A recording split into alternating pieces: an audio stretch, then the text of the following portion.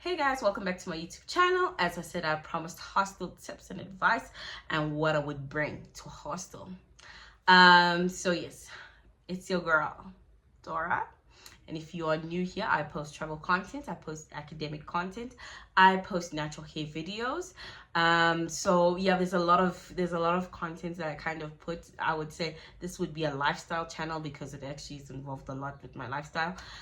So yeah, welcome if you're new, but if you're an oldie but a goldie, you know you're a goldie. You're seated here with me.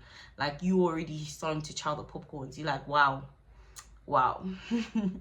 So let me just tell you guys what I would bring on a hostel trip. If I'm going to a hostel and I'm sleeping in a dorm, these are the things that I would bring because I did not bring them, or I did bring them but it wasn't like the best thing. Firstly, I would not pack the biggest bag ever, because at a hostel, depending on the hostel that you go to, there's like certain, like there's a place where you put your luggage. Sometimes like in the room, like for instance, like in my room, like if it was like bigger, sometimes you can get like an empty space here and then like people would put their luggage there. That's fine, but I wouldn't suggest like having like this huge massive bag. No, because firstly check-in sometimes is late, and then you get there like, I feel like if you're going to do it, just you're backpacking, you're not going on a vacation. For sure, if you're going to a hostel, you're backpacking, you're not going on a vacation. So it's like, don't travel too heavily because yeah, just don't travel too heavily, I would suggest. There are bathrooms, there are showers. I would bring shower slippers, a padlock. I would say 2 padlocks, a bigger one, like like not that big, like, but the size of the thing is like the size, and then there's this one. I would say bring both of those, and then bring 2 bags. So the one bag has your luggage and the other one has your electronics. The second bag, would be the bag that you would put, that which you would sleep with. So sometimes in a hostel, like it's either there's a drawer at the bottom that you can lock, that then you would sleep with, then you would put your laptop and or in that bag, and then put your bag at the bottom. Alternatively, sometimes it's like inside, sometimes it's a curtain you close, and then like there's like a little just cupboard space. You put your laptop, you put your phone, and you can lock it and you can sleep all night. Like that's just genuinely how it is. So always just bring like a locker just to lock your stuff up. Genuinely, I would say, if you are I feel like I keep saying if you are going out, like just make sure you lock your stuff, especially if you're gonna leave a laptop there. Just lock your stuff because you don't know who's there. You don't know, like that's the situation with the hostel. Like I wouldn't say it's super dangerous, but you just have to be cautious because they are your things. If you just leave them like that, anyone can just mine now. So just have consciousness of your things and keep them safe. Like if you can lock your laptop, lock your laptop. Not if, lock your laptop. Lock your laptop, lock your electronics. If it's expensive, lock it all up. And they give you that option. They have lockers, whatever the case may be, you have to lock it.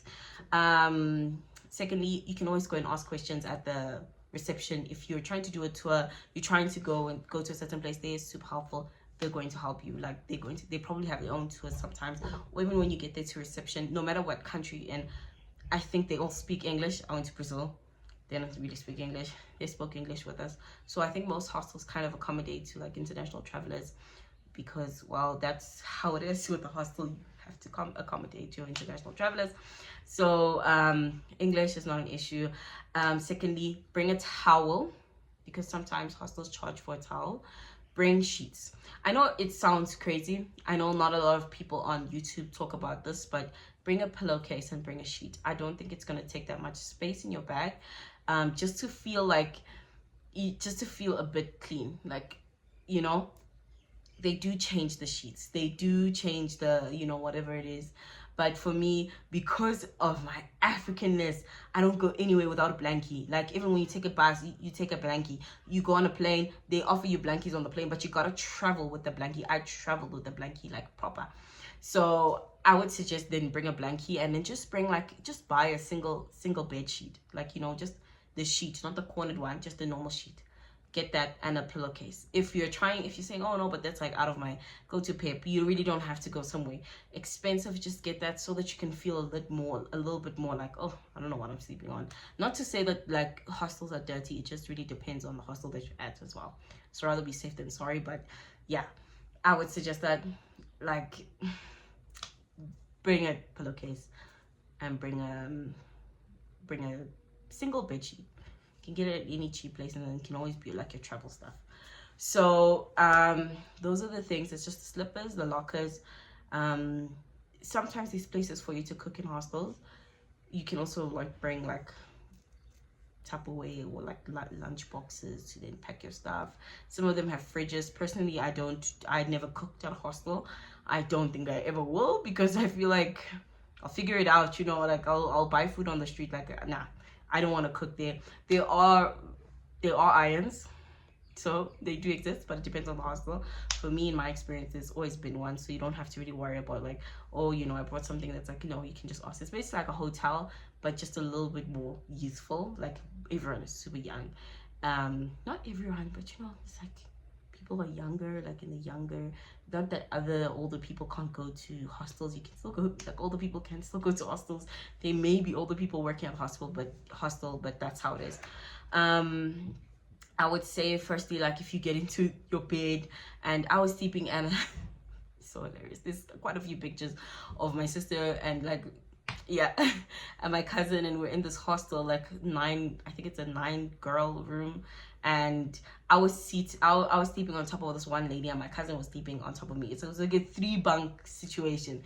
Insane. And there was like a huge ladder, and one of them, like, it was just common sense. I feel like for me, I knew because I watched videos prior to that, but I feel like everyone else just knew. Like my sister and my cousin, they hadn't been to a hostel. I also never been to a hostel. But we all kind of knew that, okay, when we get into the room, like at night, we're not going to be like screaming and stuff like that. Like, it's just be conscious that there are other people that are sleeping. Some of those people are actually, I met this one lady that just said, no, I'm just at this hostel because I want to like extend my work stay. Like, basically, you know, they took her to Sao Paulo and then they were going to fly her back. But then she's like, no, I want to have like a good time in Sao Paulo, so I'm going to stay here. So like, it's the people like that. Like, not everyone is there to like go like crazy partying, crazy vibes, you know, like it's not always the case.